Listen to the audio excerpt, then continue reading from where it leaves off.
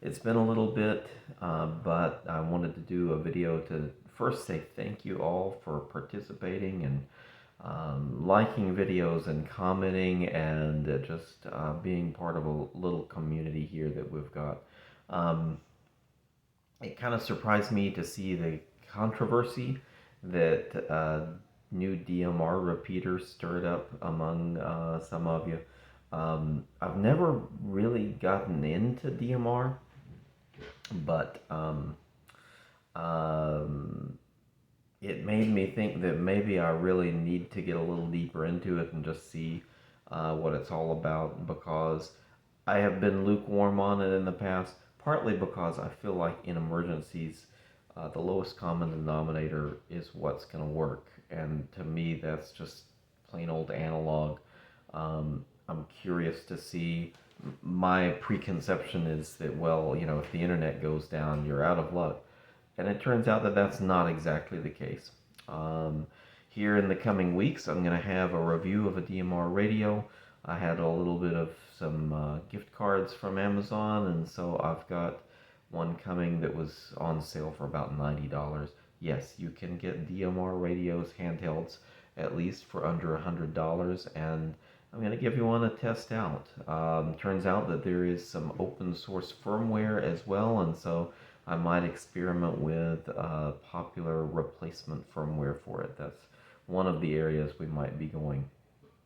But in the lead up to it, I've experimented around with Brandmeister and the Hose Line, which is kind of a listen only version of the digital talk groups with Brandmeister's network, which is interesting. And you can definitely pick up contacts that people are making from across the world that way. And then also DroidStar on my phone, I've actually set up to connect to DMR, and so I've done a little bit of tinkering and playing so far, but this will be the first actual DMR radio that I'll have to play with. Um, I don't know. We'll see.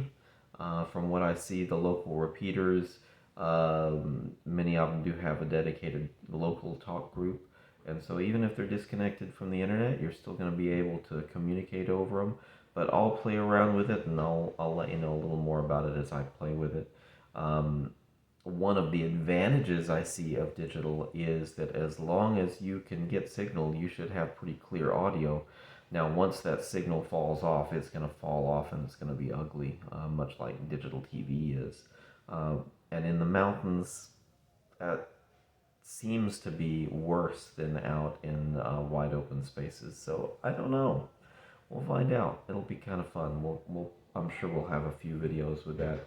Um, Also, seems like there was maybe a little bit of controversy over the Baofeng 5RM, which, I know it's not the cleanest of radios. I have heard some bad things about the Baofengs, and not necessarily all of them, but some of them worse than others.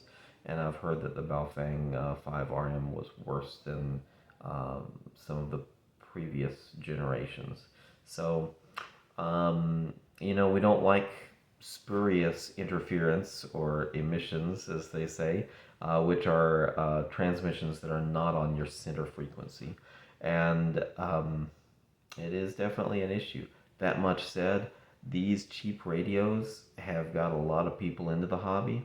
And I'll be perfectly honest, right now I have one, two, three, four, five HTs that are just the ham HTs. I've got another three that are GMRS. Um, if it weren't for the cheap Chinese radios, I'd have one radio, and that one I won at a Hamfest, and that's a Yaesu Mobile. Um, so if it weren't for that, it would have been longer before I got my first radio, and I'd only have the one, and so I wouldn't have too many options. So personally, I like having options. I like the handhelds. Most of my use of the handhelds is listening, monitoring. I have them in scan mode a lot of the time. Just a few minutes ago, looks like the net's still going that I was listening to. I actually got three radios sitting here scanning. But Anyway, so that's just kind of upcoming events, and I will let you go for now and tell you got some videos that are going to be coming soon. Thank you so much, and I look forward to seeing y'all next time.